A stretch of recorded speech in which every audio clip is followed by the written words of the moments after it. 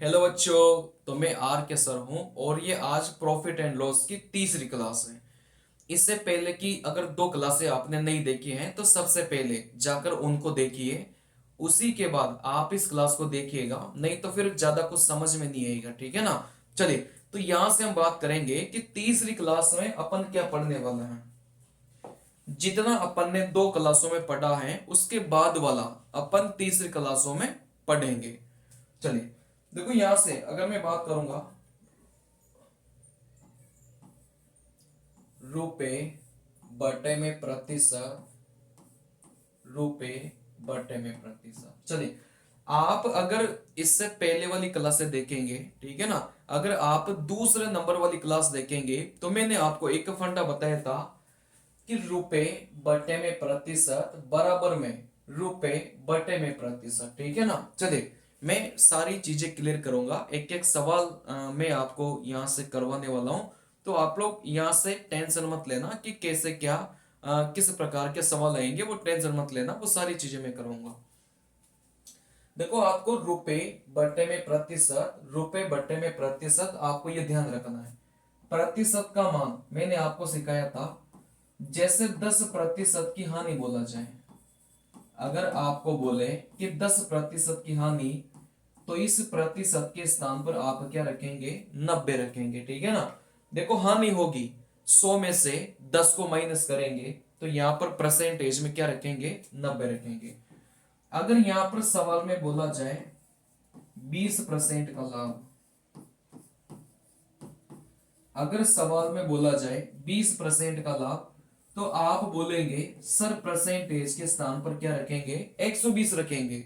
क्योंकि 20% का लाभ बोला है, तो 100 में अगर 20 को जोड़ेंगे तो यहां से अपन कितना रखेंगे, 120 रखेंगे। ठीक है ना। चलिए, आप मुझे बताइए, जैसे सवाल में 8% का लाभ बोला है, अगर सवाल में 8% का लाभ बोला है तो परसेंटेज के स्थान पर आप क्या रखेंगे, 108 रखेंगे। ऐसा क्यों? क्योंकि 8% का लाभ है, अगर 100 को 8 में जोड़ेंगे तो यहां से कितना बनेगा, 108 बनेगा। अगर सवाल में बोला गया है 40% की हानि, अगर 40% की हानि बोली है तो परसेंटेज में क्या रखेंगे।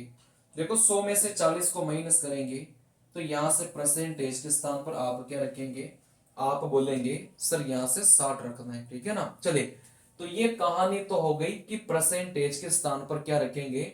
ये जो यहां से आर लिख रखा है रुपए है ना, रुपए, और ये भी क्या है, आप बोलेंगे सर रुपए है। अब ये रुपए कैसे क्या रखना है वो सारी बातें मैं आपको सिखाऊंगा, उसकी टेंशन मत लो आप। ठीक है ना। चलिए, लेकिन आप क्या करेंगे कि इसी फॉर्मूले में, ठीक है ना, आप क्या करेंगे, इसी फॉर्मूले में आप यहां पर क्या करेंगे, ध्यान समझना, इसी फॉर्मूले में नीचे आप यहां पर क्यों और इधर क्यों लिख लो, है ना। बहुत आसान है, अभी सारी बातें क्लियर होगी। रुपए बटे में प्रतिशत इनटू यहां पर क्यों है, रुपए बटे में प्रतिशत और यहां पर क्या है, क्यों है। अब इस क्यू का मतलब क्या है, आप बोलेंगे सर इस क्यू का मतलब है संख्या। कौन सी संख्या की बात करेंगे, जैसे वो बोलेगा कि 10 वस्तुएं बेचने पर, 5 वस्तुएं खरीदने पर, 8 वस्तुएं बेचने पर, 20 वस्तुएं खरीदने पर, तो यहां पर संख्या, वस्तुओं की जो संख्या देगा ना, वही अपना क्या है, यहां पर क्यों है। ठीक है ना। चलिए, अभी सारी बातें क्लियर होगी, जब मैं आपको क्वेश्चन करवाऊंगा तो सारी बातें क्लियर होगी। वापस से समझना, रुपए, उसके नीचे उसका परसेंटेज, और परसेंटेज में आपको कैसे रखना है वो सारी बातें बताइए। और इस क्यों का मतलब क्या है, संख्या है। संख्या मतलब 10 वस्तुएं बेचने पर, तो क्यों क्या हो जाएगा, संख्या हो जाएगा। वैसे रुपए बटे में प्रतिशत और यहां पर भी क्या है, आप बोलेंगे संख्या है। ठीक है ना। चलिए, आप यहां से एक बात नोट करना,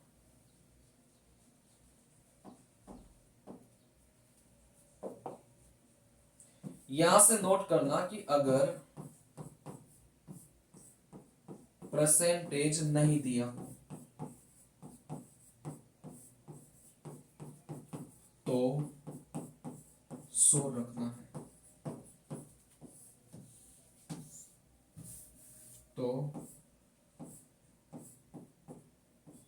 परसेंटेज के स्थान पर 100 रखना है। देखो यहां से बात को समझना, अगर 10% की हानि देगा, 100 में से 10 को माइनस करेंगे, परसेंटेज के स्थान पर 90 रखेंगे, ठीक है ना। 20% का लाभ देगा, 100 में 20 को जोड़ेंगे, 120 रखेंगे। अगर 40% की हानि देगा, 100 में से 40 को घटाएंगे तो यहां से 60 रखेंगे। 8% का लाभ देगा तो 100 में 8 को जोड़ेंगे तो कितना रखेंगे, 108 रखेंगे, ठीक है ना। चलिए, लेकिन यहां से बात को समझना कि अगर परसेंटेज नहीं दिया जाए तो आप उस परसेंटेज के स्थान पर कितना रखेंगे, 100 रखेंगे, ठीक है ना। अगर मान लो सवाल में परसेंटेज नहीं देके रखा तो उस परसेंटेज के स्थान पर क्या रखेंगे, आप 100 रखेंगे। चलिए, इस फंडे को इंपोर्टेंट मार्क कर लेना, एग्जाम में आपके बहुत पूछा जाता है, ठीक है ना। अब यहां से मैं डायरेक्ट आपको क्वेश्चन करवाता हूं। जैसे यहां से सवाल को समझना कि 160 में 90 बॉल पेन बेचने पर एक व्यक्ति को 20% हानि होती है, तो 20% लाभ कमाने के लिए उसे 96 रुपए में कितने बॉल पेन बेचने पड़ेंगे, ठीक है ना। चलिए, तो कभी भी इस टाइप का सवाल एग्जाम में आता है तो आप देखो कैसे करेंगे, बहुत आसान है। देखो यहां से आप लिखेंगे रुपए, उसके नीचे उसका परसेंटेज और यहां पर संख्या बराबर में, वापिस से लिखेंगे रुपए, यहां से परसेंटेज और उसकी संख्या। बस आपको क्या करना है, वैल्यू पुट आपको करनी, ठीक है ना। चलिए, देखो यहां से वैल्यू पुटिंग बहुत आसान है। देखो पहला जो रुपए है वो 160 देके रखा है, तो इस रुपए के स्थान पर कितना रखेंगे, आप बोलेंगे सर 160 रखेंगे। चलिए, देखो यहां से इस रुपए की जो वस्तुएं थी वो कितनी देके रखी है, 90 बॉल पेन, कहने का मतलब 90 वस्तुएं देके रखा है, तो इस रुपए की जो वस्तुएं हैं उसके स्थान पर आप 90 रखेंगे। बात आ रही समझ में, क्योंकि यहां पर रुपए, उसका परसेंटेज यहां पर और उसकी वस्तु यहां पर। रुपए मेरा 160 हो गया और इसकी वस्तु कितनी हो गई, 90 हो गई। चले, क्या सवाल में इसका परसेंटेज देके रखा है क्या, बिल्कुल 20% की हानि होती है। अगर 20% की हानि होती है तो इस परसेंट के स्थान पर क्या रखेंगे, आप बोलेंगे सर 80 रखेंगे, ठीक है ना। चलिए, बराबर में अगर मैं बात करूंगा, देखो यहां से आप बोलेंगे सर दूसरे कंडीशन में अपन को क्या देके रखा है। देखो ये पहली कंडीशन है और ये दूसरी कंडीशन है। पहली कंडीशन के हिसाब से जो भी देके रखेगा इधर लिखेंगे, दूसरी कंडीशन के हिसाब से जो भी देके रखेगा इधर लिखेंगे, ठीक है ना। चले, तो दूसरी कंडीशन में क्या देके रखा था कि 20% लाभ कमाने के लिए 96 रुपए में कितने बॉल पेन बेचने चाहिए। दूसरे कंडीशन के हिसाब से रुपए का मान कितना बोला है, 96 बोला है बटे में। देखो यहां से परसेंटेज 20% का लाभ, तो 20% का लाभ कितना रखेंगे, 120 रखेंगे। सवाल में आपको संख्या का मान पूछा गया था, तो यहां पर आप क्या करेंगे, इसको ऐसे कैसे लिखेंगे, ठीक है ना। वापस से समझना बहुत आसान है। पहली कंडीशन, दूसरी कंडीशन, जो जो मान अपन को देके रखा है वो मान यहां पर अपन लिखेंगे, ठीक है ना। चलिए, तो आप बोलेंगे सर पहला रुपए 160, देखो यहां पर परसेंटेज 20% की हानि, तो यहां से कितना रखेंगे, 80 रखेंगे। संख्या कितनी देके रखा था, 90 देके रखा था, क्योंकि 90 पेन था, ठीक है ना, बराबर में। दूसरा जो रुपए था वो 96 था, देखो 96 दूसरा रुपए, 20% का लाभ तो 120 था, और यहां पर संख्या का मान पूछा है, इसको ऐसे कैसे रख दिया, ठीक है ना। इसको जैसे ही काटेंगे तो वैसे ही अपना क्या आ जाएगा, उत्तर निकल के जाएगा, बहुत आसान है। चलिए, आप चाहो तो देखो इसको डायरेक्ट भी काट सकते हैं, और आप चाहो तो ऐसे वज्र गुणा कर लो, बात समझ में आ रही है। आप चाहो तो डायरेक्ट चीजों को इधर उधर से काट दो, नहीं तो आप चाहो तो ऐसे वज्र गुणा करके लिख दो। जैसे इन दोनों को गुणा करके, अब गुणा करते समय आपको ऐसे लिखना है, इनको मतलब ऐसे गुणा करके नहीं लिखना, बस आपको ऐसे चीजों को जमा लेना है ताकि आपकी कैलकुलेशन आसान बन जाए, ठीक है ना। इन दोनों को अगर आप यहां से गुणा करेंगे, भाई आप डायरेक्ट अगर काट सकते हैं ना तो डायरेक्ट आप लोग काट दो, जैसे मैं बताता हूं आपको। चलिए, आप चाहते सर वज्र गुणन नहीं करना, ठीक है ना, आप चाहते हो कि सर मुझे तो वज्र गुणन नहीं करना, तो डायरेक्ट काट दो ना। देखो 80 160 को कितनी बार काटेगा, 2 बार काटेगा। 30 से काटेंगे 3 बार, 30 से काटेंगे 4 बार, क्योंकि बराबर के इधर वाली संख्या और बराबर के इधर वाली संख्या आपस में कट जाती हैं, लेकिन ऊपर वाला ऊपर वाले को काटेगा और नीचे वाला नीचे वाले को काटेगा। देखो 30 से काटा 3 बार, 30 से काटा 4 बार, 80 160 को 2 बार काट रहा था, ठीक है ना। ये 4 इसको काटेगा, 4 दूनी 8, 4 चौके 16। देखो 2 24 को काटेगा 12 बार। चलिए सब कुछ काट दिया, यहां से देखेंगे तो 1/3 बराबर में, यहां से देखेंगे तो 12/में क्यों। अगर वज्र गुणा करेंगे तो यहां से जो संख्या का मान है वो कितना निकल के आ जाएगा, 36 निकल के आ जाएगा, ठीक है ना। चलिए, फिर भी आप चाहो कि सर ये तो काटने में दिक्कत आ सकती है, तो कोई बात नहीं, कोई फर्क नहीं पड़ता, ठीक है ना। चलिए, अगर आपको काटने में दिक्कत आती है तो यहां से आपको कुछ नहीं करना, वज्र गुणा करके लिखना है। देखो कैसे,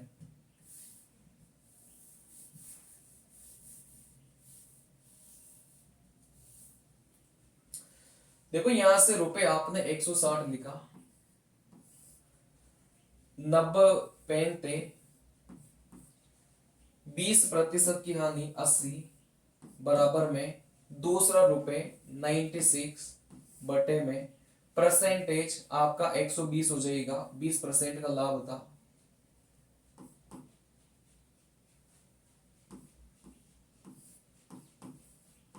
और यहां पर संख्या, ठीक है ना। आप ऐसे वज्र गुणा करके लिख दो, मतलब इधर वाले को इधर गुणा करिए, अब गुणा नहीं करना, बस आपको ऐसे लिखना है 160 गुणा 120 गुणा क्यों, बराबर में। आप इनको ऐसे लिख दो, मतलब गुणा मत करो, बस आपको ऐसे लिखना है, क्योंकि चीजें इधर से उधर कटेगी, ठीक है ना। इन दोनों को ऐसे गुणा करके इधर लिख दिया बराबर में, इन दोनों को गुणा करके ऐसे लिख दिया। अब आप काटना स्टार्ट करिए, बराबर के इधर वाली संख्या और बराबर के इधर वाली संख्या आपस में कट जाती है, ठीक है ना। चलिए, और आप चाहो जैसे आपको इसका मान निकालना है तो बाकी संख्या को आप नीचे भेज दो, जैसे 120 था, इस 120 को नीचे भेजा, 160 था, इस 160 को नीचे भेजा।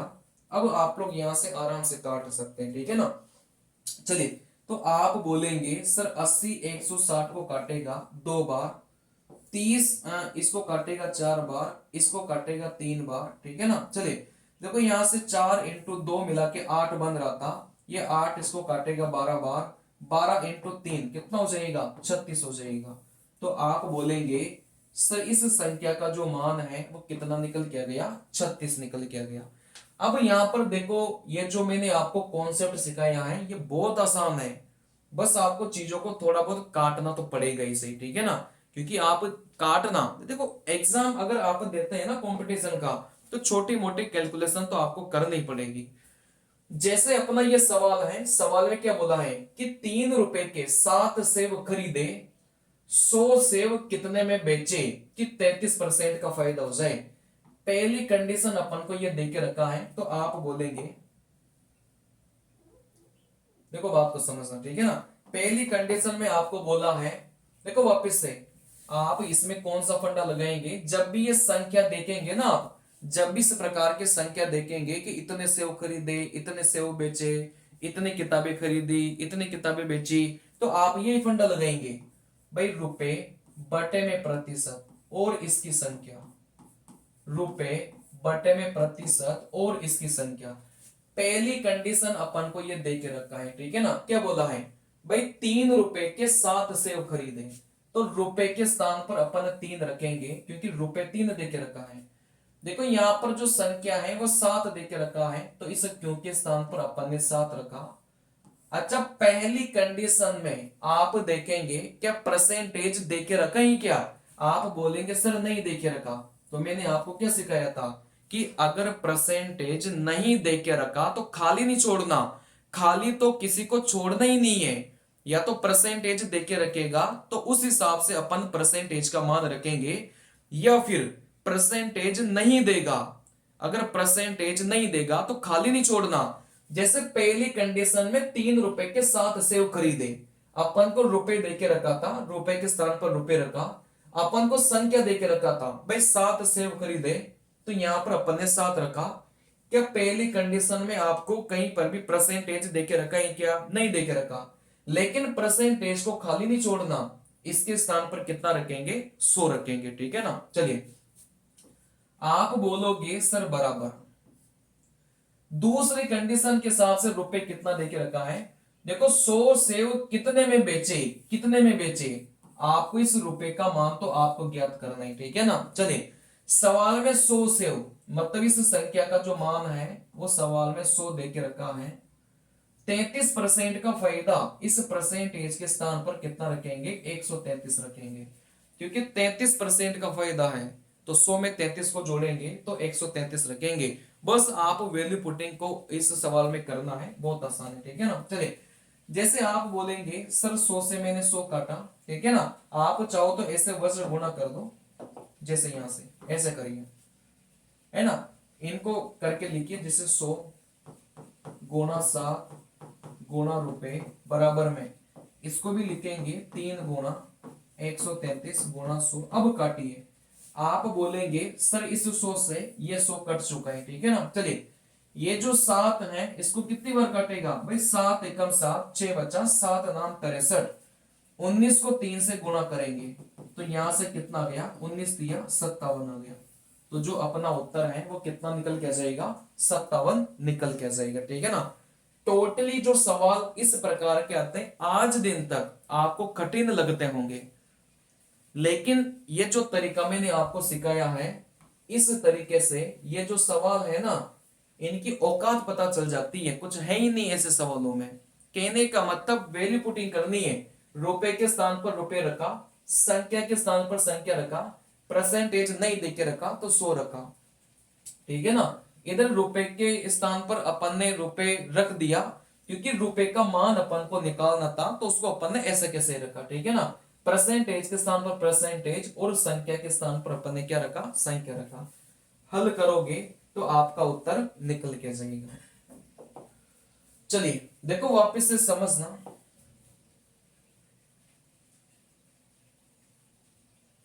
समझिए, करिए इसको, इसको करिए।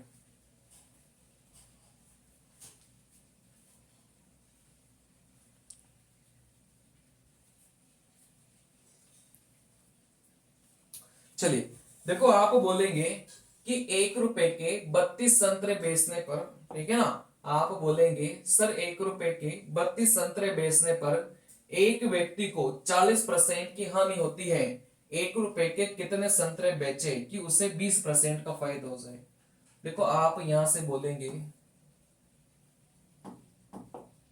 आप यहां से बोलेंगे सर रुपए बटे में प्रतिशत और इसकी संख्या बराबर में रुपए बटे में प्रतिशत और इसकी संख्या, ठीक है ना। चलिए पहली कंडीशन के हिसाब से देखेंगे तो देखो यहां से 1 रुपए के 32 संतरे बेचने पर 40% की हानि होती है, ये आपको पहली कंडीशन देके रखा है तो इसके नीचे इसका मान रखेंगे। जैसे रुपए आपको 1 देके रखा था तो रुपए के स्थान पर 1 रखा, बटे में परसेंटेज 40% की हानि, 100 में से 40 को माइनस करेंगे तो यहां पर 60 रखा, संख्या 32 संतरे तो यहां पर कितना रखा? 32 रखा, बराबर में आप इधर देखेंगे तो दूसरी कंडीशन में देखो रुपए कितना देके रखा है? 1, तो रुपए के स्थान पर 1। आप बोलेंगे सर 20% का फायदा, तो परसेंटेज के स्थान पर क्या रखेंगे? 120 रखेंगे, क्योंकि 20% का फायदा था, 100 में जोड़कर रखेंगे 120। और यहां पर इस संख्या का मान अपन से पूछा गया था तो इसको अपन ऐसे कैसे रखेंगे, ठीक है ना। बोला है ना कितने संतरे बेचे, तो संतरों की संख्या अपन से पूछा गया था तो इसको अपन ऐसे कैसे रखेंगे। आप चाहो तो इधर से काट दो, जैसे 60 120 को काटेगा 2 बार, 2 16 को 32 को काटेगा 16 बार, तो यहां पर जो संख्या है वो कितनी निकल के आ गई? अपने पास में 16 निकल के आ गई, ठीक है ना। ये ऊपर वाला 1 से 1 कट जाएगा तो यहां से अपन को नीचे वाली संख्या ही बची है बस, ठीक है ना। 60 120 को काटेगा 2 बार, और 2 32 को काटेगा 16 बार। तो इस संख्या का जो मान है वो कितना निकल के आ गया, 16 निकल के आ गया। क्या ये बात क्लियर है? क्या बहुत आसान आसान सवाल आता ही है, ठीक है ना। चलिए देखो यहां से इस सवाल को बनाइए।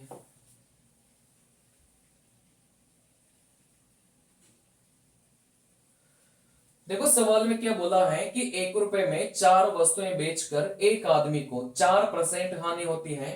यदि उसने 1 रुपए में 3 वस्तुएं बेची होती तो उसका लाभ परसेंट क्या होता। देखो बहुत आसान है। आप बोलेंगे सर यहां से रुपए बटे में प्रतिशत, उसकी संख्या, रुपए बटे में प्रतिशत और उसकी संख्या, ठीक है ना। चलिए तो यहां से सवाल में रुपए 1 है तो रुपए के स्थान पर 1 रखा। परसेंटेज क्या देके रखा है क्या, हाँ 4% की हानि। तो 100 में से 4 को घटाएंगे 96। देखो संख्या 4 वस्तु, तो यहां पर 4 रखेंगे बराबर में। देखो दूसरी कंडीशन के साथ से रुपए अपन को 1 देके रखा है तो यहां से 1 रखा। देखो यहां से दूसरी कंडीशन के साथ से अपन को और क्या देके रखा है, 3 वस्तुएं बेची तो वस्तु के स्थान पर 3 रखेंगे। परसेंटेज का मान पूछा गया था तो यहां से परसेंटेज के स्थान पर अपन क्या रखेंगे, परसेंटेज रखेंगे, ठीक है ना। चलिए आप चाहो तो नीचे वाले से नीचे वाले काट सकते हैं। जैसे आप बोलेंगे सर 3 इसको काटेगा 32 बार, 32 को 4 से गुणा करेंगे तो आप बोलेंगे सर 128। इस परसेंटेज का जो मान है वो कितना निकल के आ गया, 128 निकल के आ गया, ठीक है ना। चलिए मेरी एक बात को ध्यान रखना, जैसे यहां से अगर परसेंटेज का मान आपसे पूछा है और 124 निकल के आ गया तो आप ये देखेंगे कि 100 से कितना ज्यादा है, 100 से 24 ज्यादा है। तो फिर इस सवाल में 24% का क्या हो जाएगा, लाभ हो जाएगा, ठीक है ना। चलिए अगर परसेंटेज का मान 105 आ जाए तो फिर आप यहां से लाभ कैसे निकालेंगे। देखो 100 से कितना ज्यादा है, 5 ज्यादा है, तो यहां से कितने परसेंट का लाभ हो गया, 5% का लाभ हो जाएगा। अगर यहां से परसेंटेज का मान आपने 80 निकाल लिया, अगर आपसे पूछा जाए कितने परसेंट की हानि, तो आप देखेंगे 100 से कितना कम है, 100 से 20 कम है, तो यहां पर क्या हो जाएगा, 20% की हानि हो जाएगी। चलिए अगर यहां पर परसेंटेज का मान 65 आपने निकाल लिया, अगर आपसे पूछा जाए कितने परसेंट की हानि, देखो 100 से कितना कम है, 35 कम है, तो यहां पर कितने परसेंट की हानि हो गई, 35% की हानि हो गई। कहने का मतलब जब भी परसेंटेज में आपसे पूछा जाता है तो तुलना करेंगे आप 100 से, 100 से जितना ज्यादा रहेगा उतने परसेंट का लाभ होगा, 100 से जितना कम रहेगा उतने परसेंट की क्या हो जाएगी, हानि हो जाएगी। जैसे इस सवाल में 128 आया तो आप बोलेंगे 100 से कितना ज्यादा है, 28 ज्यादा है, तो यहां पर जो लाभ है उसका परसेंटेज कितना हो गया, 28% हो गया।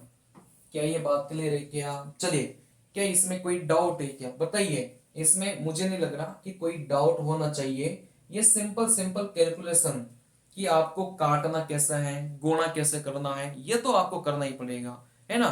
वो भी मैं आपको सिखाता हूं, ऐसी बात नहीं है, मैं गुणा करना भी आपको सिखाता हूं, लेकिन आप अपनी तरफ से भी एफर्ट दोगे। चलिए बनाइए। देखो 1 नहीं आएगा, 2 नहीं आएगा, 3 नहीं आएगा, चौथा नहीं आएगा, 5वां तो समझ में आएगा। बताइए। आप बोलेंगे सर 160 में 70 वस्तुएं बेचने पर 20% की हानि होती है, 96 रुपए में कितनी वस्तु बेचे की 20% का फायदा हो जाए। आप बोलेंगे सर वापिस से रुपए बटे में प्रतिशत संख्या, रुपए बटे में प्रतिशत संख्या, ठीक है ना। चलिए देखो यहां से रुपए 160, यहां से संख्या 70 संख्या, और यहां से परसेंटेज 20%, तो 20% की हानि थी तो यहां पर कितना लिखेंगे, 80 अपन लिखेंगे, ठीक है ना, बराबर में 96 रुपए में। देखो दूसरी कंडीशन के हिसाब से रुपए 96, कितनी वस्तु बेचे 20% का फायदा हो जाए, 20% का फायदा मतलब 120, और इधर अपन से क्या पूछा गया था, संख्या पूछी गई थी, ठीक है ना। आप चाहो तो इसको ऐसे काट सकते हैं, और आप चाहो तो ऐसे पहले वज्र गुणा कर लो, ठीक है ना। देखो 160 गुना, शायद कर लिया इस सवाल अपन ने, इन दोनों को गुणा करके इधर लिख लो, और इन दोनों को गुणा करके उधर लिख लो। देखो 80 गुणा 70 गुणा 96, ठीक है ना। चलिए अब आप बोलेंगे सर बस काटना ही तो है, उधर वाली संख्या इधर वाले को काटेगी। जैसे 80 160 को काटेगा 2 बार, ठीक है ना। चलिए आप बोलेंगे सर 0 से 0 कटा, ये जो 12 है 96 को काटेगा यहां से 8 बार, 12 8 96। चलिए देखो यहां से 2 8 को काटेगा, यहां से 4 बार काटेगा, इधर से सब कुछ कट गया, मतलब क्यों बचा है। इधर से देखेंगे तो 7 और 4 बचा है, इन दोनों को गुणा करेंगे तो कितना आ गया, 28 आ गया। तो इस सवाल का जो उत्तर है वो कितना हो जाएगा, 28 निकल के आ जाएगा। क्या ये बात क्लियर है, क्या इसमें कोई डाउट हो तो बताइए, नहीं होना चाहिए। चलिए देखो सवाल में ध्यान से देखना,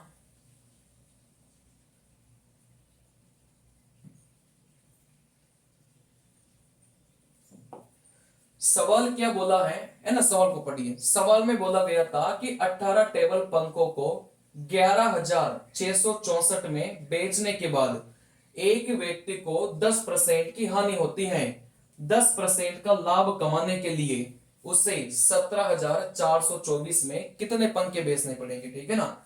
बहुत आसान है। आप बोलेंगे सर ऐसे सवालों की औकात पता है, बस ऐसे सवाल एग्जाम में डराने के लिए होते हैं, ऐसे सवाल एग्जाम में डराने के लिए होंगे। अगर मेरे से पढ़े होंगे तो इन सवालों को देखते ही आप लोग हल कर देंगे। सबसे बड़ा रोल पता है एग्जाम में क्या होता है, कि सवाल को आप स्टार्ट कर पा रहे हैं कि नहीं कर पा रहे। कैलकुलेशन का इतना बड़ा रोल भी नहीं होता जितना आप समझते हैं, ठीक है ना। क्योंकि कैलकुलेशन इतनी भारी एग्जाम में नहीं आती। अगर आपके कॉन्सेप्ट बढ़िया है, अगर आपको करने का तरीका पता है, तो काटने में चीजों को ज्यादा समय नहीं लगता, आपको सवाल को समझने और स्टार्ट करने में समय लगता है। स्टार्ट अगर आपने जल्दी कर लिया सवाल को, तो फिर काटने में दिक्कत नहीं आती। चलिए बस वैल्यू रखना है। आप बोलेंगे सर पहली कंडीशन में क्या बोला है कि 18 टेबल पंखों को 11,664 में बेचने के बाद एक व्यक्ति को 10% की हानि होती है। यहां तक पहली कंडीशन है। देखो यहां से देखो रुपए कितना बोला है, 11,664, परसेंटेज 10% की हानि 90 रखेंगे। सवाल में बोला गया था संख्या, तो यहां से कितना हो जाएगा, 18 हो जाएगा, बराबर में। इधर दूसरी कंडीशन में 10% का लाभ कमाने के लिए उसे रुपए देखो बोला गया था 17,424 बटे में कितने पंखे बेचने चाहिए, परसेंटेज 10% का लाभ तो 110, कितने पंखे बेचने चाहिए, तो यहां पर क्या निकालना है, संख्या आपको निकालनी, ठीक है ना। चलिए आप इसको वज्र गुणा करके लिख लो ताकि काटने में आसानी रहेगी। इन दोनों को गुणा करके लिख लो, इधर लिख लो 11,600, और आप लोग डायरेक्ट काटना चाहो तो वैसे भी कर सकते हैं, क्योंकि कई सारे बच्चों को डायरेक्ट काटेंगे ना तो वो खुद ही कंफ्यूज हो जाएंगे कि कहां से चीजें अपन ने काटी हैं। इन दोनों को गुणा करके बस ऐसे लिखना है, गुणा नहीं करना, और इन दोनों को गुणा करके भी लिखिए। जैसे 17,424 गुणा 90 इंटू 18, 90 इंटू यहां से क्या करेंगे, 18 करेंगे, ठीक है ना। इसको थोड़ा सा मैं इधर लिखता हूं, 11,664 इंटू 110 इंटू संख्या, इन दोनों को गुणा करके लिखा, इन दोनों को गुणा करके उधर लिखिए 17,424 90 इंटू 18। चलिए अब यहां से काटना स्टार्ट करो, उधर वाली संख्या को इधर वाली संख्या से काटेंगे, आराम से कटेगा, कोई समस्या नहीं आएगी, ठीक है। चलिए 0 से आपने 0 काटा, इसके बाद देखो यहां से 11 से काटेंगे, 11 एकम 11, कितना बचा है, आप बोलेंगे सर यहां से कितना बचा है, यहाँ से बचा है अपना 6 बचा है, ठीक है ना। चलिए, तो 11 पंजे 55, यहाँ से 64 हो गया। तो आप बोलेंगे सर यहाँ से 9 बचा है, 11 आठे 88, 4 बचा है, 11 चौके 44 हो गया, ठीक है ना। चलिए, इस 11 को अपन ने इससे काटा, 1584 बार कटा। चलिए, अब आप बोलेंगे सर 9 से काट लो। 9 से काटेंगे इसको, कितनी बार कटेगा, 9 एकम 9, 2 बचा, 9 दूनी 18 है ना, यहाँ से 8 आ गया, नाम नाम के 81 है ना, और यहाँ से 9 6 कितना हो जाएगा, 54 हो जाएगा। चलिए, आप बोलेंगे सर वापस 9 से काटिए। देखो यहाँ से 9 से काटेंगे तो आप बोलेंगे सर 9 एकम 9, 3 बचा, 4 नाम 36, 3 बचा, 4 नाम कितना हो जाएगा, 36 हो जाएगा। अगर यहाँ से 9 से काटेंगे, देखो यहाँ से 9 एकम 9 है ना, कितना बचेगा, 6 बचेगा, 7 नाम 63, कितना बचेगा, 5 बचेगा, 9 6 के कितना हो जाएगा, 54 हो जाएगा। चलिए, वापस से आप लोग काटेंगे। देखो यहाँ से किसी से भी काट दो, आप चाहो तो 6 से काट लो, 6 दूनी 12 है ना, यहाँ से 2 बचेगा, 4 छंग 24। आप बोलेंगे सर 6 से काटेंगे, कितनी बार कटेगा, 3 बार कटेगा। अब इस सवाल में थोड़ा तो काटना पड़ेगा ही सही, ठीक है ना। चलिए, आप बोलेंगे सर 3 से काटेंगे, 3 से काटेंगे, कितनी बार कटेगा, 8 बार कटेगा। ये 8 इसको काटेगा, 8 दूनी 16, 8 दूनी 16। तो यहां से अपना क्यों और इधर से अपना 22, तो यहाँ पर जो संख्या है उसका जो मान है वो कितना निकल के आ गया, 22 निकल के आ गया। सवाल बहुत आसान था, बस इसमें काटना था, ठीक है ना। आप बोलेंगे सर सबसे पहले तो ये फंडा लगाया, जो चीज जहां दे के रखा है वहां पर उसका मान रखा, ऐसे वज्र गुणा करके लिखेंगे तो काटने में समस्या नहीं आएगी। इधर वाली संख्या उधर वाले को काटेगी और उधर वाली संख्या इधर वाले को काटेगी। अब कहां से क्या मैंने काटा, एक बार आप वीडियो को वापस देख सकते हैं, और आप चाहो तो वीडियो को पॉज करके खुद काटिए, क्योंकि काटना तो खुद को ही पड़ेगा ना एग्जाम में, वहां काटने में थोड़ी आऊंगा, ठीक है ना। वहां तो बस मैं आपको कॉन्सेप्ट सिखा सकता हूं। तो यहां से जो संख्या है उसका मान कितना निकल के जाएगा, 22 निकल के जाएगा। क्या ये बात क्लियर है क्या। चलिए, इसको छाप लो।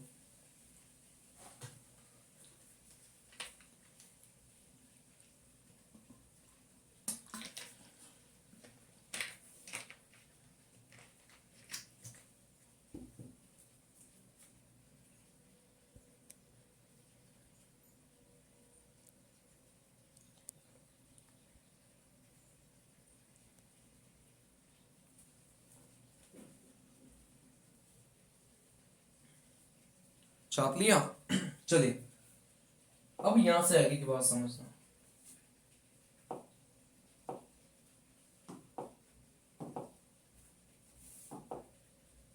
चलिए, देखो यहां से आगे की बात समझना। अगर मैं आपको बोलूं, अगर यहां से मैं आपको बोलूं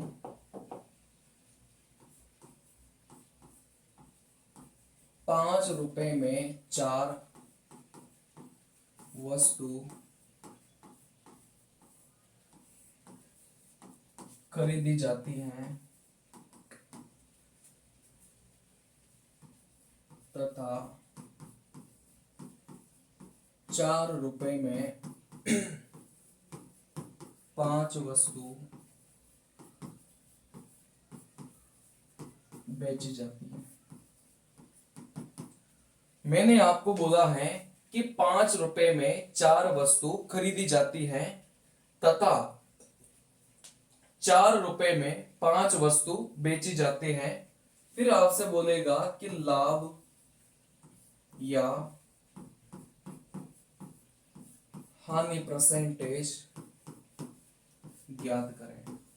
चलिए, फिर आपसे बोला जाएगा कि लाभ तथा हानि परसेंटेज आपको क्या करना है, ज्ञात करना है। चलिए, देखो बहुत आसान है, इस टाइप के सवालों को एग्जाम में कैसे उड़ाना है बात को समझना। इस टाइप के सवालों को एग्जाम में कैसे करना है बहुत आसान है। देखो यहां पर आप लिखेंगे रुपए और यहां पर आप लिखेंगे संख्या लिखेंगे। इस क्यों का मतलब कुछ भी नहीं है, आप बोलेंगे सर संख्या है। देखो यहां से आपको क्या करना है कि रुपए लिखना है और इधर आप क्या करेंगे, संख्या लिखेंगे, ठीक है ना। चलिए, आपको देखो जो पहली कंडीशन दिया है उसके हिसाब से आप रुपए और संख्या लिखेंगे। जो दूसरी कंडीशन आपको देके रखा है उसके हिसाब से रुपए, और यहां से क्या लिखेंगे, संख्या आप लिखेंगे, ठीक है ना। चलिए, एक कंडीशन आपको देगा क्रय मूल्य वाली, तो क्रय मूल्य को आप ऊपर ही लिखेंगे, और एक कंडीशन आपको देगा विक्रय मूल्य वाली, तो विक्रय मूल्य को आप कहां रखेंगे, नीचे रखेंगे, ठीक है ना। इन दोनों को उल्टा क्रम में मत करना, नहीं तो गलत हो जाएगा। आप क्रय मूल्य को ऊपर ही लिखेंगे और आप विक्रय मूल्य को नीचे ही लिखेंगे, ठीक है ना। चले, जैसे मैं यहां से बोलूंगा, देखो पहली कंडीशन में देखो खरीदने के बारे में क्या बोला है, क्योंकि क्रय मूल्य को ऊपर अपन को रख के चलना है। खरीदने के बारे में बोला है कि 5 रुपए, रुपए के नीचे अपन 5 रखेंगे। देखो संख्या कितनी बोली है, 4 संख्या, तो रुपए के नीचे रुपए लिखा और संख्या के नीचे क्या लिखेंगे, अपन संख्या लिखेंगे, ठीक है ना। चलिए, अब देखो विक्रय मूल्य के बारे में क्या बोला है। विक्रय मूल्य के बारे में देखो बेचने के बारे में लिखा है कि 4 रुपए में 5 वस्तुएं, तो रुपए के नीचे अपन रुपए लिखेंगे और वस्तु के नीचे अपन क्या लिखेंगे, वस्तु लिखेंगे।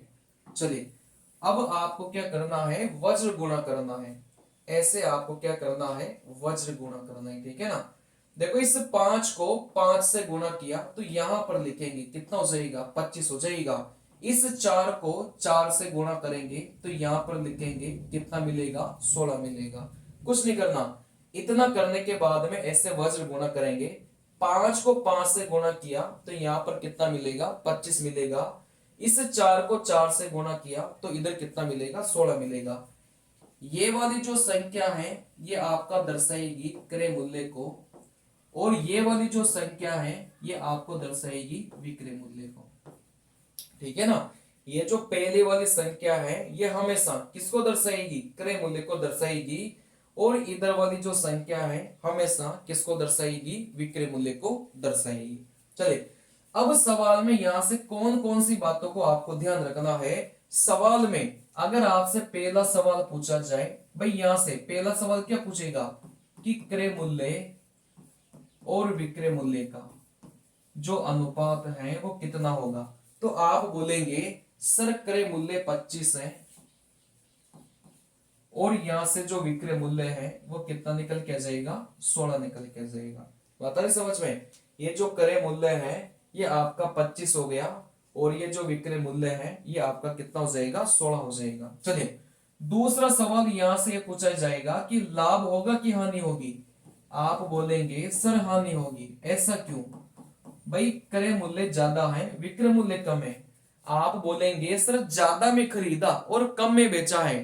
भाई 25 रुपए में आपने खरीदा और 16 रुपए में आपने बेच दिया, अगर कम में बेचा है तो क्या हो जाएगी, हानि हो जाएगी।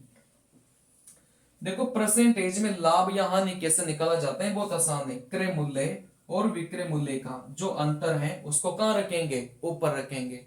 नीचे किसका भाग देंगे, आप बोलेंगे सर क्रय मूल्य का भाग देंगे। देखो क्रय मूल्य 25 है तो नीचे अपन क्रय मूल्य का भाग देंगे। चलिए, देखो परसेंटेज में उत्तर निकालने के लिए हमेशा जो गुणा अपन को करना है वो किससे करना है, 100 से करना है, ठीक है ना। 25 100 को काटेगा 4 बार, तो यहां से जो हानि परसेंट है वो कितना निकल के आएगा, 36% निकल के आ जाएगा, ठीक है ना। वापिस से समझना, रुपए के नीचे रुपए लिखा, संख्या के नीचे संख्या लिखा, रुपए के नीचे रुपए लिखा, संख्या के नीचे संख्या लिखा। ऐसे अगर आप वज्र गुणा करेंगे, 5 इंटू 5 25, 4 इंटू 4 16, आप बोलेंगे सर इधर वाला हमेशा क्रय मूल्य को दर्शाएगा और इधर वाला हमेशा विक्रय मूल्य को दर्शाएगा, ठीक है ना। चलिए, तो यहां से हानि परसेंट कैसे निकालेंगे, भाई कितने की हानि हो गई, 9 की हानि हो गई।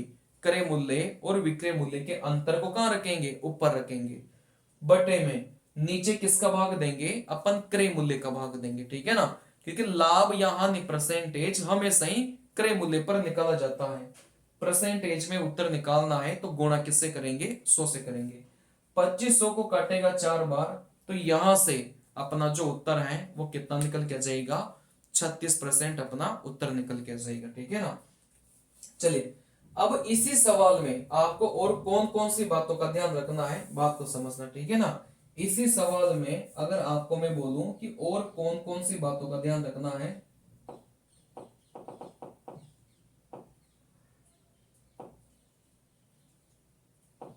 चलिए तो यहां से बात को समझना, अगर इसी सवाल में मैं आपसे पूछूं कि आप संख्या निकालिए, ठीक है ना, इसी सवाल में मैं आपसे पूछूं कि आप क्या निकालो, संख्या निकालो, जैसे इस सवाल को मैं दोबारा लिखना पड़ेगा क्योंकि इसमें कॉपी नहीं हो रहा सही।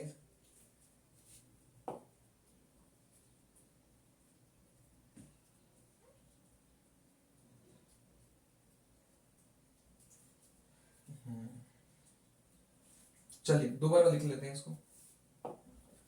मैं यहां से अगला नया सवाल लिख रहा हूं। 4 रुपए में 5, 4 रुपए में 5 पेन खरीदे जाते हैं तथा 3 रुपए में 2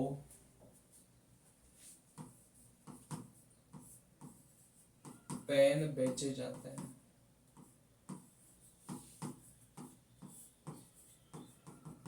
चलिए देखो यहां से बात को समझना, जो बात मैं आपको समझाना चाह रहा हूं उसको समझना। सवाल में क्या बोला है कि 4 रुपए में 5 पेन खरीदे जाते हैं तथा 3 रुपए में 2 पेन बेचे जाते हैं। तो सबसे पहले तो ऐसा सवाल पेपर में जैसे आएगा तो आप क्या करेंगे, इधर रुपए लिखेंगे और इधर क्या लिखेंगे, संख्या लिखेंगे, ठीक है ना। पहली लाइन में आपको क्रय मूल्य ही लिखना है और दूसरी लाइन में आपको क्या करना है, विक्रय मूल्य ही लिखना है। इनको आप लोग उल्टा मत कर देना, उल्टा करोगे तो फिर आपका उत्तर गलत हो जाएगा, ठीक है ना। पहली लाइन में क्रय मूल्य लिखेंगे और दूसरी लाइन में अपन क्या लिखेंगे, विक्रय मूल्य अपन लिखकर चलेंगे। देखो यहां से अगर मैं क्रय मूल्य की बात करूंगा तो रुपए के नीचे रुपए लिखेंगे 4 और यहां से संख्या के नीचे संख्या लिखेंगे 5। देखो विक्रय मूल्य के बारे में क्या बोला है कि 3 रुपए में, तो रुपए के नीचे रुपए लिखा 3 और यहां से 2 अपन को संख्या बोला था तो यहां से अपन ने 2 लिखा, ठीक है ना। चलिए इतना करने के बाद में ऐसे वज्र गुणा करेंगे। देखो 2 को 4 से गुणा किया, यहां से 8 लिखा, इस 3 को गुणा किया, यहां से 15 किया, तो यहां से क्रय मूल्य और विक्रय मूल्य अपना कितना निकल के आएगा, 8:15 आएगा, ठीक है ना। चलिए अब यहां से कौन कौन सी बातों को ध्यान रखना है, ये आपका क्रय मूल्य हो गया और ये आपका कौन सा हो गया, विक्रय मूल्य हो गया, ठीक है ना। चलिए देखो यहां से आप बात को समझना, अगर आपने इन दोनों संख्या को गुणा किया, बताइए इन दोनों संख्या को गुणा करेंगे, अगर संख्या को आपने संख्या से गुणा किया तो यहां से कितना निकल के आ गया, 10 निकल के आ गया।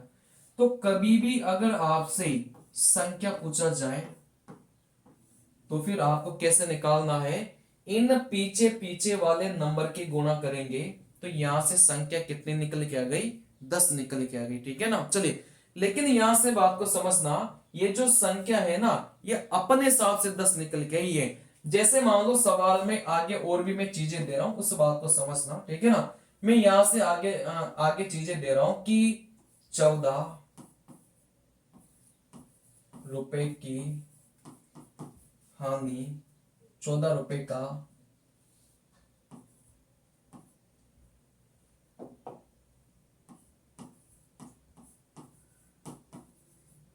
लाभ होता है।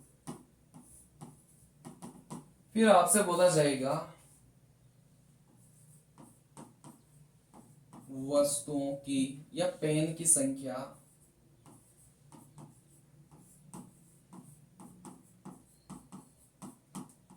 ज्ञात करें। पूरा सवाल अपना यह है, ठीक है ना। चलिए तो आप सबसे पहले क्या करेंगे कि इस फॉर्मेट में सवाल जमाएंगे, ऐसे वज्र गुणा करेंगे तो 8 और 15 आपका यहां से निकल के आ गया। चलिए सवाल में अपन से पेनों की संख्या पूछी है, तो जब भी आपसे संख्या पूछा जाएगा आप पीछे पीछे वाली संख्या को गुणा करेंगे, है ना, संख्या को संख्या से गुणा करेंगे। इस 5 को 2 से गुणा किया तो यहां से संख्या कितनी निकल के आ गई, 10 निकल के आ गई। लेकिन ये रियल वाली संख्या नहीं है, ये अपने हिसाब से निकाली है। अगर यहां से रियल वाली संख्या निकालनी है तो अपन को क्या करना पड़ेगा, एक इकाई के मान से गुणा करना पड़ेगा, ठीक है ना। अब एक इकाई के मान से गुणा कैसे करना है वो बात समझना। देखो कैसे, देखो क्रय मूल्य 8 है विक्रय मूल्य 15 है। अगर आप अपने हिसाब से देखोगे तो 8 क्रय मूल्य था, विक्रय मूल्य 15 है। अपने हिसाब से देखोगे, देखो 8 से 15 हुआ तो कितने का लाभ हो गया? आप बोलेंगे सर 7 का लाभ हो गया। ठीक है ना, बात को समझना। देखो यहां से क्रय मूल्य 8 है, विक्रय मूल्य 15 है। आप अपने हिसाब से देखोगे तो यहां से कितने का लाभ हो गया? 7 का लाभ हो गया। लेकिन आप सवाल में देखोगे तो आपको कितने का लाभ हुआ है? 14 रुपए का आपको क्या हुआ है? लाभ हुआ है। ठीक है ना, चलिए। या फिर आप डायरेक्ट ही, मैं आपको एक इकाई का मान निकालना सिखा रहा हूं। ठीक है ना, आप डायरेक्ट ही एक इकाई का मान कैसे निकाल सकते हैं, आप इतना लफड़ा मत पालना। ठीक है ना, बहुत आसान है। आप बोलेंगे सर सवाल में जो लाभ है वो कितना देके रखा है? 14 देके रखा है। जो भी सवाल में देके रखेगा इसको तो आप कहां रखेंगे? ऊपर रखेंगे। मैं आपको डायरेक्ट एक इकाई का मान निकालना सिखा रहा हूं, कैसे निकालना है। ठीक है ना, चलिए। आप बोलेंगे सर एक इकाई का मान कैसे निकालेंगे? बहुत आसान है। जो भी सवाल में देके रखा है आप उसको ऊपर रखेंगे। जैसे 14 रुपए का लाभ, तो आप इसको ऊपर रखेंगे। अब यहां से आप अपने अनुपात में देखेंगे तो कितने का लाभ हो गया, आप उसको कहां रखेंगे? नीचे रखेंगे। 14 में 7 का भाग देंगे तो यहां से एक इकाई का मान कितना आ गया? 2 निकल के आ गया।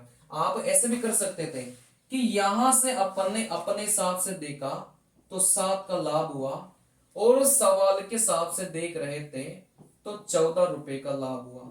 तो एक इकाई का मान, भाई 7 इस 14 को काटेगा 2 बार, तो एक इकाई का मान आप ऐसे भी निकाल सकते हैं। ठीक है ना, चलिए। और आप चाहो तो ऐसे भी निकाल सकते हैं। सवाल में जो दे के रखा है उसको ऊपर रखेंगे। देखो 14 का लाभ, और अपने हिसाब से देखा तो 7 का लाभ, 14 में 7 का भाग दिया तो एक इकाई का मान कितना आ गया? 2 निकल के आ गया। चलिए, अगर मेरे को संख्या निकालनी है तो आप इसको किससे गुणा करेंगे? एक इकाई के मान से गुणा करेंगे। 10 को 2 से गुणा करेंगे तो टोटल जो पेन की संख्या है वो कितनी निकल के आ जाएगी? 20 निकल के आ जाएगी। ठीक है ना, चलिए। अभी समझ में नहीं आया, कोई समस्या वाली बात नहीं है। अभी धीरे धीरे सारी बातें क्लियर हो जाएंगी।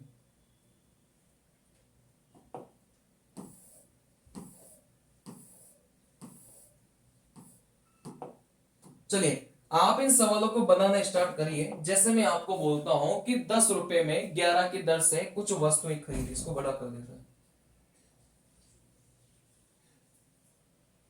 चलिए, जैसे सवाल में बोला गया था कि 10 रुपए में 11 के हिसाब से कुछ वस्तुएं खरीदी, 11 रुपए में 10 के हिसाब से बेच दी, लाभ यहां नहीं परसेंट ज्ञात करी। ठीक है ना, आप बोलेंगे सर इधर रुपए लिखा और इधर संख्या लिखी।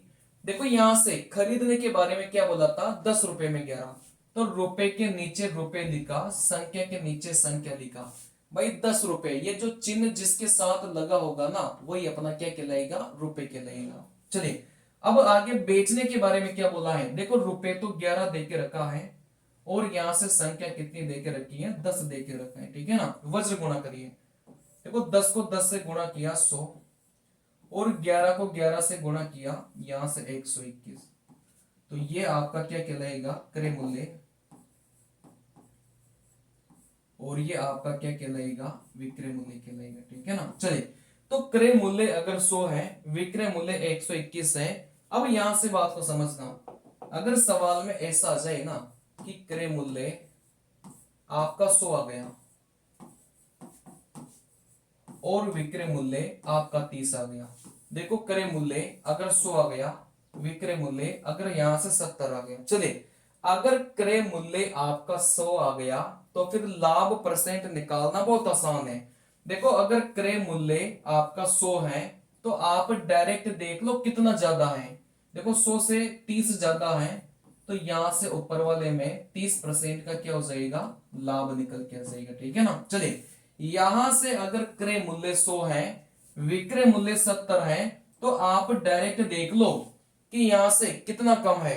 100 से 30 कम है, तो यहां से 30% की क्या हो जाएगी? हानि हो जाएगी।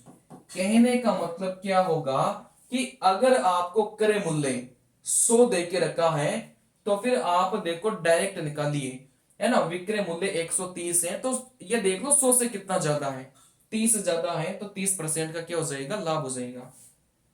अगर क्रय मूल्य आपको 100 दे के रखा है तो आप बस इसको देखिए, 100 से कितना कम है, 30 कम है, तो 30% की क्या हो जाएगी, हानि निकल के आ जाएगी।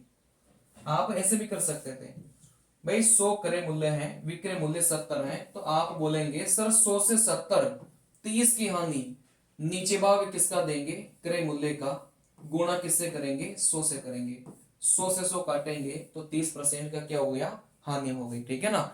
तो जब भी आपको 100 क्रय मूल्य दिया जाता है तो ये देख लो कितना ज्यादा है और फिर कितना कम है, वही आपका क्या हो जाएगा, लाभ या हानि हो जाएगी। चलिए, जैसे क्रय मूल्य 100 है, विक्रय मूल्य 121 है, तो इसमें डायरेक्ट बता सकते हैं कि 21% का क्या निकल के आ गया, लाभ निकल के आ गया।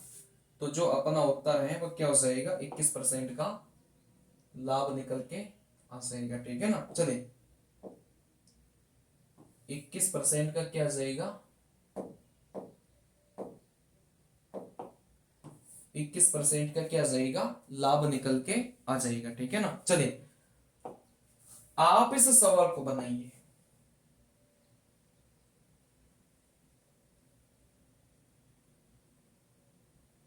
अब इस सवाल में मैं आपको थोड़ी सी कैलकुलेशन के बारे में बताऊंगा, है ना। पहले आप लोग ट्राई करिए।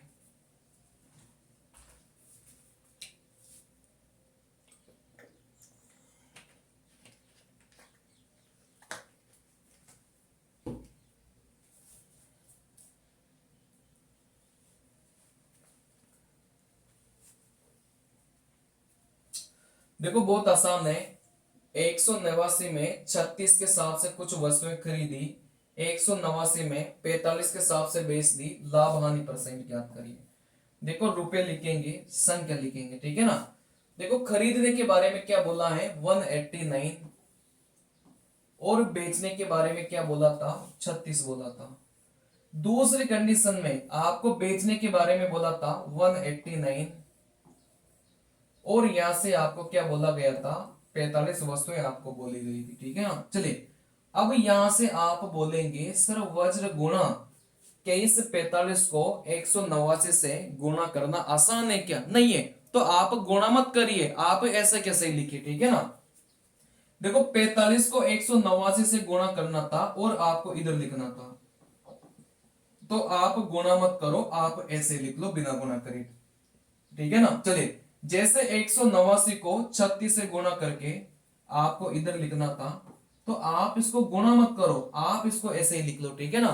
आपको लगे कि गुणा करना आसान है तो आप लोग गुणा करो, और आपको लगे कि गुणा करना कठिन है तो आप लोग गुणा मत करिए, आप लोग ऐसे लिखिए। जैसे 45 का 189 से गुणा किया, 189 को 36 से अपन ने गुणा किया, अब इधर से उधर वाली संख्या कटेगी, जैसे इधर वाला 189 उधर वाले 189 से कट जाएगा, क्योंकि ये जो अनुपात है ना बीच में, ये क्या दर्शाता है भाई, अनुपात के इधर वाली संख्या और अनुपात के उधर वाली संख्या आपस में क्या हो जाती है, कट जाती है। जैसे आप बोलोगे सर 9 से काटेंगे 5 बार, 9 से काटेंगे 4 बार, बीच में किसका निशान है, अनुपात का निशान है, तो आपका ये हो जाएगा क्रय मूल्य, और ये आपका क्या हो जाएगा, विक्रय मूल्य निकल के आ जाएगा, ठीक है ना। चलिए, तो यहां से आप बोलेंगे सर हानि हो रही थी, क्रय मूल्य 5 था, विक्रय मूल्य 4 था, तो यहां पर क्या हो रहा था, हानि हो रही थी, इधर मैं बता देता हूं, ठीक है ना। चलिए इधर ही बता देते हैं। आप बोलेंगे सर हानि 5 और 4 अंतर कितना है, 1 है, क्रय मूल्य को नीचे रखा, परसेंटेज में उत्तर निकालना है, 100 से गुणा करेंगे तो 20% की क्या हो जाएगी, आप बोलेंगे सर हानि हो जाएगी। तो जो अपना उत्तर है वो कितना हो जाएगा, 20% का लॉस अपना उत्तर निकल के जाएगा। आसान सा सवाल था, ठीक है ना। चलिए, इस सवाल को आप लोग बना के बताइए।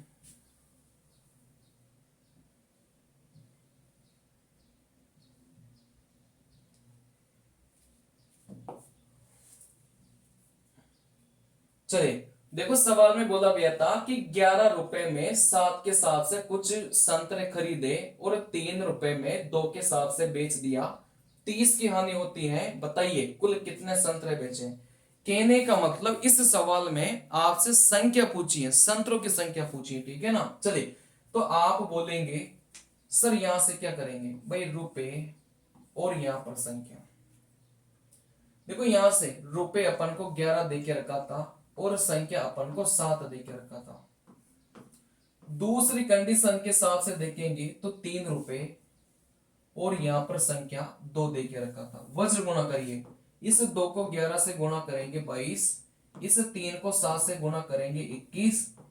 आप बोलेंगे सर ये अपना क्रय मूल्य होगा और ये अपना क्या होगा, विक्रय मूल्य होगा, ठीक है ना। चलिए, जब भी आपको यहां पर संख्या निकालनी पड़ेगी तो सबसे पहले तो एक इकाई का मान निकालना पड़ेगा। देखो यहां से एक इकाई का मान कैसे निकालेंगे, बहुत आसान है। सवाल में देखेंगे तो कितने की हानि हो रही थी, आप बोलेंगे सर 30 की हानि हो रही थी, ठीक है ना। आपने सवाल में देखा तो 30 की हानि हो रही थी। जो भी सवाल में देके रखेगा अपन ऊपर रखेंगे। अब यहां से आप लोग देखिए क्रय मूल्य और विक्रय मूल्य को देखकर बताइए कि कितने की हानि होगी। भाई 22 से 21 तो कितने की हानि हो गई, 1 की हानि हो गई। तो नीचे किसका भाग देंगे, 1 का भाग देंगे, ठीक है ना। चलिए, तो 1 इकाई का मान कितना निकल के आ गया, या फिर ऐसे भी कर सकते थे भाई, यहां से अपन ने देखा तो कितने की हानि हुई, 1 की हानि हुई। और सवाल में अपन ने देखा तो कितने की हानि हुई, 30 की हानि हुई। तो 1 इकाई का मान कितना आ गया, 30 निकल के आ गया। फिर भी किसी को डाउट हो 1 इकाई का मान निकालना, ऐसे निकाल सकता है। बटे के ऊपर रखेंगे कि सवाल में क्या देके रखा है, सवाल में 30 की हानि देके रखा था तो ऊपर रखा। फिर यहां से आप देखेंगे तो कितने की हानि देके रखा था, 1 की हानि देके रखा था तो 1 का भाग दिया। अगर 2 की हानि होती तो फिर 2 का भाग देते। तो यहां से 1 इकाई का मान कितना आ गया, 30 निकल के आ गया, ठीक है ना। चलिए, कभी भी आपको संख्या निकालनी रहे तो बहुत आसान है, इन दोनों की गुणा किया, इन दोनों की गुणा करेंगे तो यहां से 14 आया। लेकिन जब तक 1 इकाई के मान से गुणा नहीं कर लेंगे तब तक आपका उत्तर नहीं निकल के आएगा, ठीक है ना। भाई 7 को 2 से, संख्या को संख्या से गुणा किया तो संख्या 14 आ गई। लेकिन 1 इकाई के मान से गुणा करेंगे तब जाकर ओरिजिनल संख्या निकल के आएगी। तो आप बोलेंगे सर यहां से संतरों की जो संख्या है वो कितनी निकल के आ गई, 420 निकल के आ चुकी है। क्या ये बात क्लियर है क्या, चलिए आराम से बात क्लियर होगी, कोई समस्या वाली बात इसमें नहीं होगी। आप लोग एक बार वापस से देख सकते हैं अगर आपको कहीं पर भी डाउट है तो।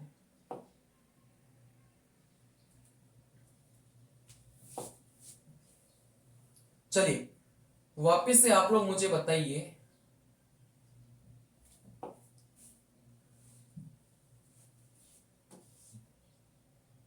वापिस से आप लोग मुझे बताइए कि यहां पर उत्तर क्या होने वाला है।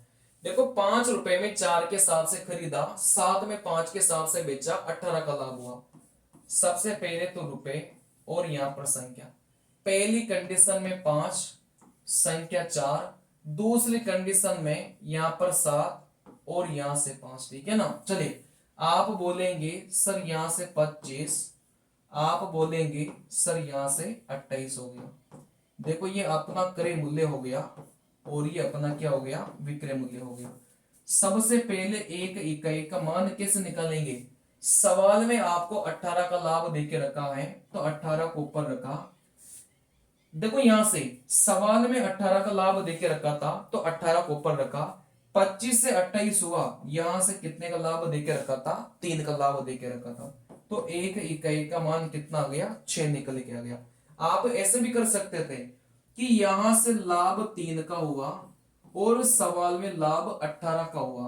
तो 1 इकाई का मान, देखो 3 18 को काटेगा 6 बार, तो 1 इकाई का मान कितना आ गया, 6 निकल के आ गया। आप चाहो तो ऐसे निकालो और आप चाहो तो ऐसे निकालो, ठीक है ना। चलिए, कभी भी आपको संतरों की संख्या या फिर वस्तुओं की संख्या निकालनी है, इन दोनों को गुणा करेंगे 20, लेकिन 1 इकाई के मान से गुणा नहीं करेंगे तब तक उत्तर नहीं आएगा। तो जो अपना उत्तर है वो कितना निकल के आ गया, आप बोलेंगे सर जो अपना उत्तर है वो कितना आ गया, 120 निकल के आ चुका है। क्या ये बात क्लियर है क्या, चलिए तो आज की क्लास में इतना काफी है। ये जो टाइप अपन ने पढ़े हैं ये काफी इंपॉर्टेंट टाइप है और इस प्रकार के जो क्वेश्चंस हैं वो आपको बार बार एग्जाम में देखने को मिलेगा। तो आप लोग इस प्रकार के जो क्वेश्चंस हैं उनकी बार बार प्रैक्टिस करिएगा। आपके जो प्रीवियस ईयर के क्वेश्चंस हैं उनमें आपको बहुत ज्यादा मदद मिलेगी, ठीक है ना। जब मैं आपको प्रीवियस ईयर के क्वेश्चंस करवाऊंगा यूथ पब्लिकेशन वाले, तो आपको लगेगा कि इन सवालों में कुछ भी नहीं है। जो प्रीवियस ईयर के पेपर में अपन से पूछे गए सवाल हैं उनमें कुछ भी नहीं है, बहुत आसान से सवाल है, ठीक है ना। चलिए तो मिलते हैं कल की क्लास में। Thank you.